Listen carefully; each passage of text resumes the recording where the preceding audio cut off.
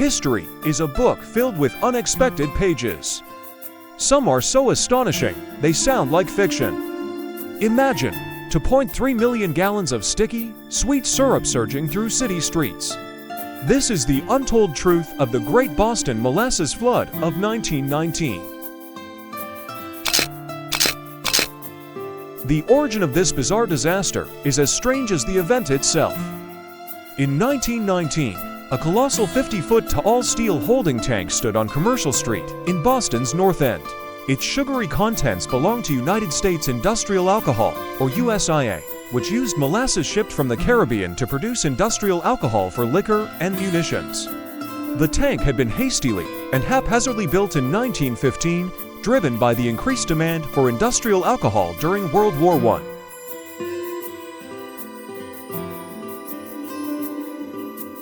The tank soon showed troubling signs of its poor construction. It groaned, peeled, and often leaked molasses onto the street. At least one USIA employee even warned his bosses that the structure was unsound.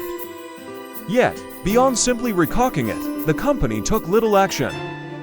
By 1919, the largely Italian and Irish immigrant families living on Commercial Street had grown accustomed to the rumbling and metallic creaking emanating from the colossal tank.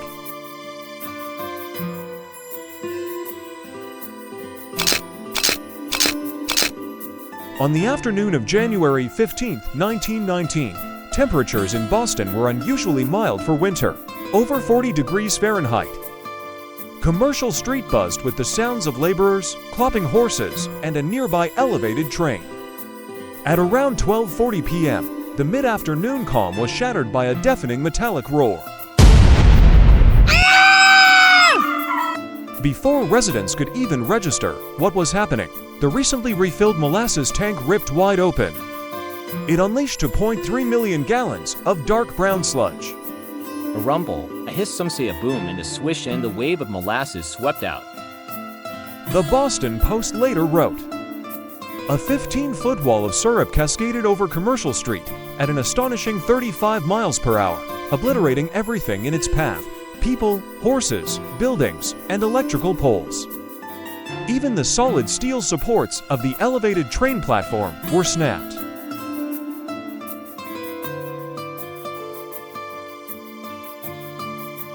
Eight-year-old Antonio Di Stasio, his sister Maria, and another boy named Pasquale and Tosca were gathering firewood for their families near the tank.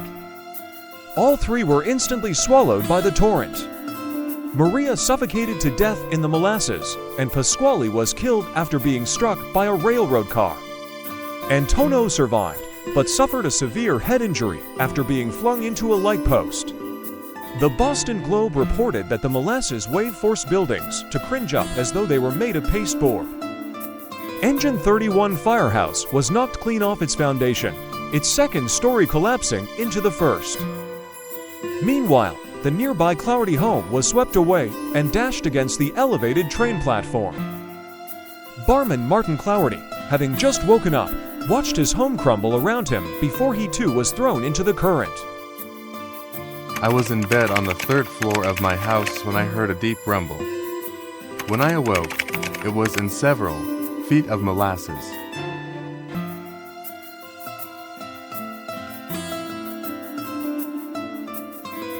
Clougherty narrowly escaped drowning by climbing atop his own bed frame, which he found floating nearby. He used this makeshift raft to rescue his sister, Teresa, but tragically, his mother and younger brother were among the disaster's victims.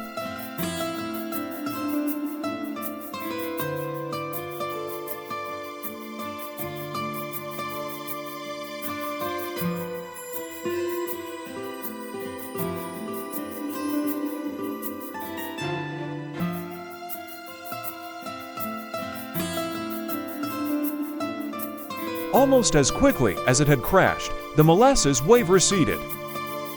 What it left behind was a half-mile swath of crushed buildings, crumpled bodies, and waist-deep muck. Here and there struggled a form. Whether it was animal or human being was impossible to tell.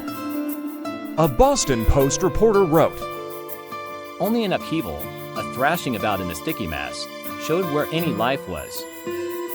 Police and firefighters arrived within minutes, joined by over 100 sailors from the Navy ship USS Nantucket. First responders struggled to wade through the molasses, which had begun to harden in the winter chill. They soon began pulling survivors from the wreckage.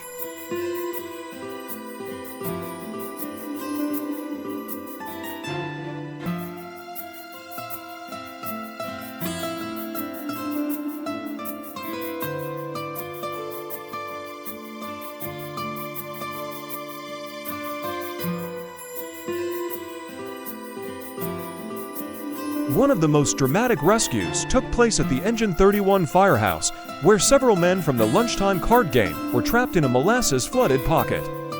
It took hours of cutting away floorboards and debris to free them, but not before one firefighter tragically drowned.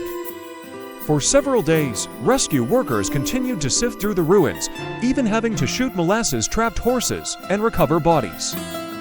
The human toll eventually climbed to 21 dead and 150 injured.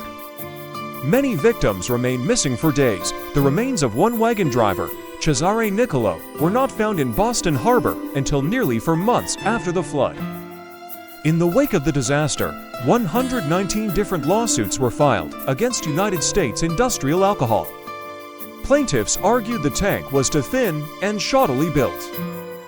But USIA offered a shocking defense: sabotage. They claimed the flood occurred during a period of increased terrorist activity by Italian anarchist groups who had previously been blamed for bombings across the country. USIA even alleged an unidentified man had threatened to dynamite the tank in 1918.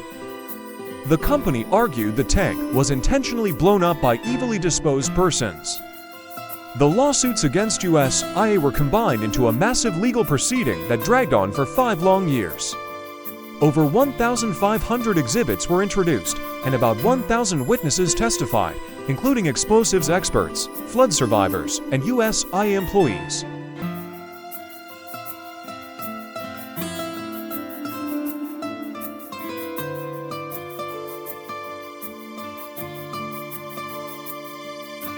The closing arguments alone took 11 weeks.